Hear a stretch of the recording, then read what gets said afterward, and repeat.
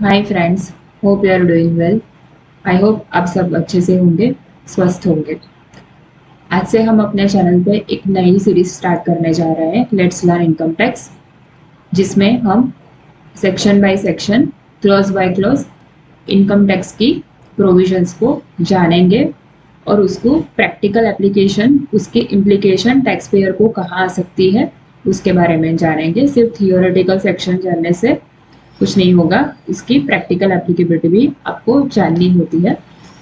इस सीरीज का स्टार्ट करने का एक ही पर्पज है कि आम जनता में, कॉमन पीपल में, इवन अमंग कंसल्टेंट्स में भी काफ़ी फियर और मिसअंडरस्टैंडिंग, मिसकंसेप्शन होती है इनकम टैक्स को लेके कि ये बहुत ही कॉम्प्लेक्स लॉ है, ये समझ के बाहर है सबकी। ऐसा नहीं है। अगर आप इसको ठीक से जाने, ठीक से इसको पढ़े, अंडरस्टैंड करें, तो ये भी एक बहुत ही एंजॉयबल टास्क है to learn and know your income tax. So income tax में सेक्शन 1 से लेके 298 टोटल सेक्शन है।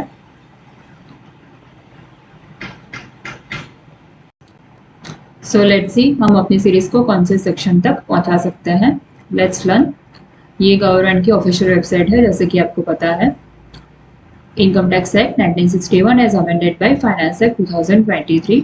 Section 1, short title, extended commencement. This act may be called Income Tax Act 1961. It extends to whole of India, save is otherwise provided. It shall come into force on first day of April 1962. जैसे कि आपको पता होगा, इससे पहले income tax act 1922 prevailing था, जो Britishers के टाइम से था। इस एक्ट ने वो पुराने एक्ट को रिप्लेस कर दिया। फ्रॉम 1 अप्रैल 1962 से ये एक्ट लागू हो गया है और ये पूरे इंडिया में एप्लीकेबल है।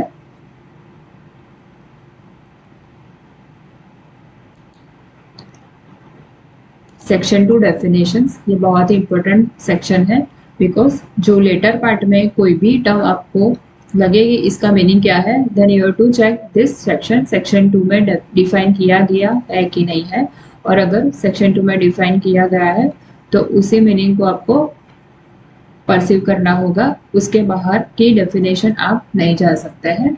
जैसे सेक्शन 2 में डिफाइन किया है, उसका वो लिटरल मीनिंग वही होगा। सो लेट्स सी सेक्शन 2, हम एक्ट को कैसे रीड करते हैं। ये सेक्शन है और ये सब सेक्शन है 1। Section 2 sub section 1। In this act, unless the context otherwise requires, advance tax means the advance tax payable in accordance with the provision of the chapter 70C। अब यहाँ एक और बात है कि यहाँ मीन्स लिखा है। कोई भी डेफिनेशन में कहीं भी मीन्स लिखा है मतलब वो एग्जॉस्टिव डेफिनेशन है, और अगर इंक्लूड लिखा है तो वो नॉन एग्जॉस्टिव डेफिनेशन है। मीन्स लिखा है मतलब यहाँ जो मीन्स के बाद जो भी लिखा है उस डेफिनेशन में वही शामिल होगा, उसके अलावा और कुछ इंक्लूड नहीं हो सकता है। अगर नॉन एग्जॉस्टिव डेफिनेशन है तो उसमें उसके अलावा भी कुछ और इंक्लूड कर सकते हैं। मीन्स है मतलब वो लिटरल मीनिंग होगा कि इस एडवांस टैक्स मतलब जो टैक्स पेएबल है in accordance with the provision of chapter 17C, वही एडवांस टैक्स गिना जाएगा, वही एडवांस टैक्स कहलाया जाएगा। उसके अलावा और कुछ एडवांस टैक्स नहीं कहलाया जाएगा। That is the meaning of means. So advance tax payable in accordance with the provision of chapter 17C. Now let's look at what is chapter 17C. So we are here at chapter 17C, advance payment of tax. ये section है 207, liability for payment of advance tax. Sub section 1 क्या कहता है देखते हैं। Tax shall be payable in advance during the financial year in accordance with the provision of section 208 to 219 both inclusive in respect of total income of the assessee which would be chargeable to tax for that assessment year immediately following that financial year, such income being referred in this chapter as current income. The provision of subsection shall not apply to an individual resident in India who does not have income chargeable under the head profit and gains of business or profession and is of the age of 60 years or more at any time during the previous year. मतलब section 2 sub section 1 में हमने advance tax की definition देखी।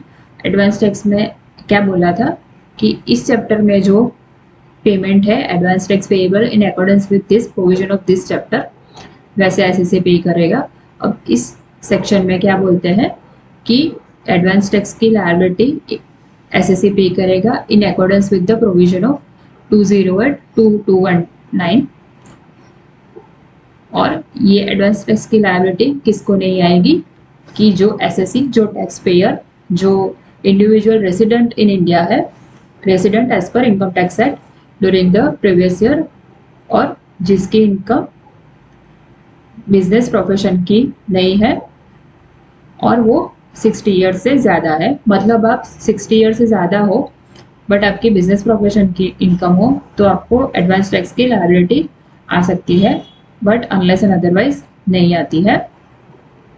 और 2008 to 219 एक mechanical सारी provisions है कि कौन सी अमाउंट पे कितनी लायबिलिटी हो आपको तो एडवांस टैक्स पे करना है। एडवांस टैक्स कैसे गिना जाएगा, कौन कौन से उसमें जो उसके 3 या 4 जो इंस्टॉलमेंट है वो कैसे पे करेंगे, उस पर इंटरेस्ट कितना पे करना पड़ेगा, वो सारी प्रोविजंस है, वो हम यहाँ देख सकते हैं। सो ये चैप्टर 17 है, collection and recovery of tax. उसमें हम देखें 208 section,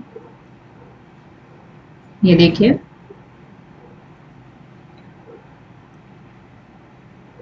condition of liability to पे एडवांस टैक्स 208 से लेके 219 क्रेडिट फॉर एडवांस टैक्स, ये सारे एडवांस टैक्स की मैकेनिकल प्रोविजन है। एडवांस टैक्स कैसे गिना जाएगा, किस किस को पे करना है, ये इसमें 207 चार्जिंग सेक्शन है और 208 टू 2119 ये मैकेनिकल सेक्शन बोलते हैं जिसको, जिसमें एक्चुअल में ये प्रोविजन एप्लीकेबल कैसे होगी वो गिना जाएगा। आप देखिए इस तरह से पूरा एक्ट इंटरलिंक है। आप कोई भी सेक्शन या कोई भी प्रोविजन आइसोलेशन में नहीं पढ़ सकते हैं। अगर आपने एक प्रोविजन पढ़ी तो उसका इंटरलिंकिंग कहीं ना कहीं किसी और प्रोविजन में आपको जरूर देखने को मिलेगा। That's why it is very much important to read it as whole instead of reading in parts. So that was very first definition, which is advance tax means advance tax payable in accordance with the provision of chapter 17C. So let's look at today's summary कि आज हमने क्या सीखा। Section 1 हमने देखा। So present that IT Act has replaced the IT Act 1922 and is applicable to whole India from 1st April 1962.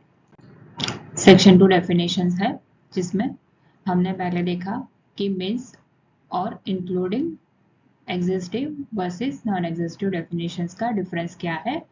Means में जो literal meaning है वही आएगा जो उस डेफिनेशन में इंक्लूड है। नॉन एग्जिस्टिव इंक्लूड में उसके अलावा कोई और मीनिंग भी इंक्लूड कर सकते हैं लिस्ट में। सेक्शन 2(1) है एडवांस टैक्स जिसमें हमने सेक्शन 2(1) वर्सेस 207, 208, 220, 219 उसका इंटरप्ले देखा। एडवांस टैक्स लायबिलिटी जो रेसिडेंट सीनियर सिटीजन है 60 ईयर से ज़्यादा है और जिसकी बिजनेस प्रोफेशन की कोई इनकम नहीं है उनको एप्लीकेबल नहीं है। उसके अलावा बाकी सबको एडवांस टैक्स की लायबिलिटी आ सकती है। So that was for it. Thanks for watching my video. अगर आपको कोई भी क्वेरी हो आप इस मेल आईडी पे इसको लिख सकते हैं। Have a good day. हम देखते हैं दूसरे सेशन में दूसरे डेफिनेशंस।